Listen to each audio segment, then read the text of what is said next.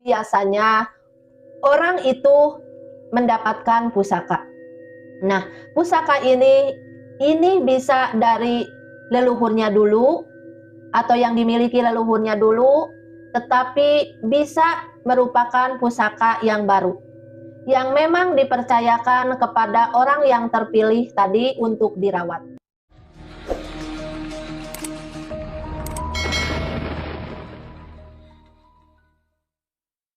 Assalamualaikum warahmatullahi wabarakatuh. Selamat datang kembali di BND Rista Channel yang selain mengeksplor perjalanan tapak-tapak leluhur, Bunda juga mengeksplor tapak-tapak perjalanan kehidupan Bunda di dunia nyata. Video Bunda kali ini, Bunda akan kembali membahas tentang Hodam. Dan pada kesempatan kali ini, Bunda akan membahas tanda-tanda orang yang dipilih dan prosesnya seperti apa dia dipilih oleh Hodam leluhur. Bagaimana video Bunda selengkapnya? Silahkan sahabat-sahabat Bunda tonton video Bunda sampai selesai. Pada kesempatan kali ini, Bunda akan membahas tentang tanda-tanda dan proses orang yang dipilih oleh Hodam leluhur seperti apa. Seperti yang pernah Bunda bahas terdahulu bahwa Hodam leluhur adalah Hodam yang dulunya ikut membantu dan bersama kakek buyut ataupun leluhur daripada orang yang dipilihnya. Di samping itu, bahwa Hodam ini akan memilih pada orang yang setara dengan energi dengan leluhur tadi, dan setara energinya dengan Hodam leluhur. Jadi ini dipilih sebenarnya. Hodam ini memilih sendiri siapa calon yang akan diikuti oleh Hodam tersebut. Proses supaya orang yang akan diikuti nanti bisa pas energinya dengan Hodam leluhur tadi mempunyai tanda-tanda dan proses tersendiri. Jadi proses ini sebenarnya adalah bukan proses terbukanya mata batin seseorang, itu bukan. Tetapi memang Hodam leluhur itu sendiri yang menunjukkan keberadaannya kepada orang yang telah dipilihnya. Entah itu dalam kehidupan nyata ataupun di dalam mimpinya.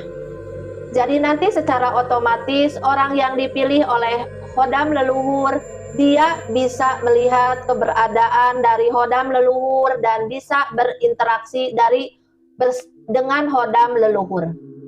Bisa lewat mimpi ataupun secara nyata. Proses yang pertama, pada proses yang pertama ini, orang yang dipilih oleh Hodam leluhur itu biasanya bisa melihat Hodam itu. Tapi belum bisa menyatu, tapi hanya bisa melihat saja. Karena apa? Karena Hodam ini masih menunggu sampai orang yang dipilihnya benar-benar siap untuk menerima dan menyatu dengan Hodam tersebut.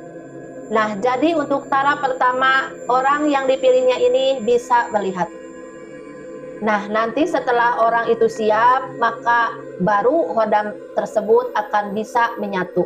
Pada proses selanjutnya, biasanya orang yang dipilih oleh Hodam leluhur itu akan mengalami sakit terlebih dahulu, dan biasanya sakitnya itu bisa berminggu-minggu atau berbulan-bulan. Sebenarnya proses ini tidak hanya untuk orang yang didampingi Hodam leluhur atau yang dipilih oleh Hodam leluhur saja, tetapi orang yang akan didampingi Hodam biasanya mengalami hal tersebut. Dan pada saat sakit inilah nanti orang yang dipilih oleh Hodam leluhur itu tadi akan diperlihatkan kilasan-kilasan masa lalu daripada Hodam itu tadi. dan akan diperlihatkan kilasan masa lalu daripada kakek buyutnya atau leluhurnya dulu. Jadi akan diperlihatkan kehidupan di masa lalu. Nah, inilah ciri-ciri yang paling kelihatan. Kemudian setelah melakukan itu, biasanya orang yang sudah diperlihatkan kilasan-kilasan masa lalu daripada leluhur tadi, itu kemudian akan mengalami interaksi. Jadi setelah sakit kemudian dia tahu kejadian-kejadian masa lalu, kemudian orang tersebut bisa berinteraksi dengan khodam daripada leluhurnya itu tadi. Nah, interaksinya tadi bisa kelihatan secara langsung, secara nyata dalam wujud sosok itu bisa. Dan lewat mimpi juga bisa. Bahkan bisa juga berinteraksi dengan bertukar pikiran, berbicara, itu bisa terjadi. Kemudian bisa memberikan pesan-pesan khodam ini tadi lewat mimpi juga bisa, secara langsung juga bisa.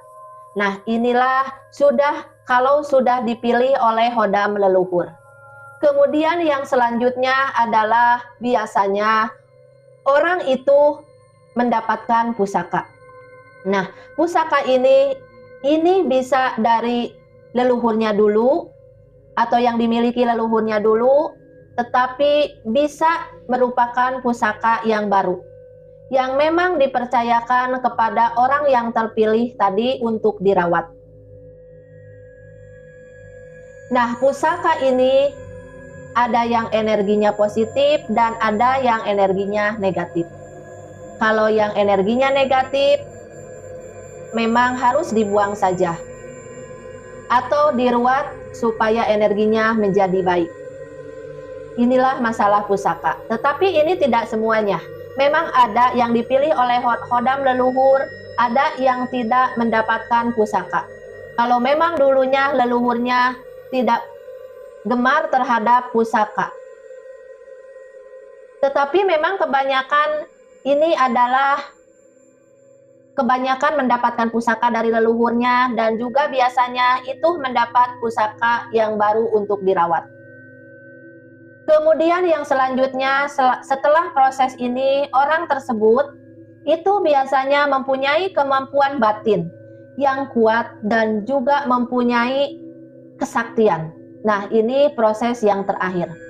Jadi setelah mendapatkan pusaka dan juga mendapatkan keilmuan daripada leluhurnya tadi, maka biasanya orang yang dipilih khodam leluhur tadi biasanya mempunyai kekuatan gaib dan mempunyai kesaktian secara otomatis. Bahkan biasanya tanpa belajar. Nah, ini kalau memang orang yang sudah terpilih oleh khodam leluhur. Tetapi bagaimanapun juga, khodam ini kan hanya sebagai pembantu atau sebagai perantara.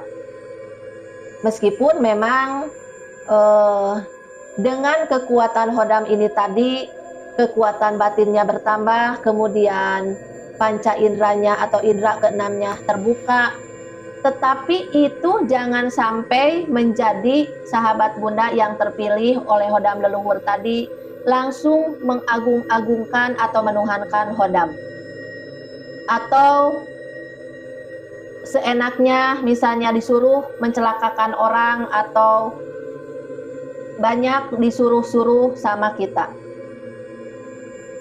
Tetap kita harus bersandar pada Tuhan yang Maha Esa, dan kita harus tetap meminta petunjuk dan meminta kepada Tuhan yang Maha Kuasa, dan selalu berbuat baik agar selalu kita mendekatkan diri kepada Allah Subhanahu wa Ta'ala. Anggap saja khodam leluhur yang mendampingi kita hanya sebatas untuk membantu saja. Jangan sampai kita menjadikan orang yang sombong. Tetap harus bersandar kepada daya dan kekuatan dari Tuhan yang Maha Kuasa.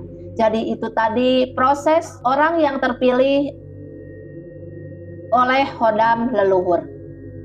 Mudah-mudahan video Bunda kali ini ada manfaatnya buat sahabat-sahabat Bunda sekalian. Silahkan sahabat Bunda tulis komentarnya di kolom komentar. Sekian saja dulu video Bunda kali ini. Semoga ada manfaatnya buat sahabat-sahabat Bunda sekalian. Sekian, wassalamualaikum warahmatullahi wabarakatuh. Salam santun.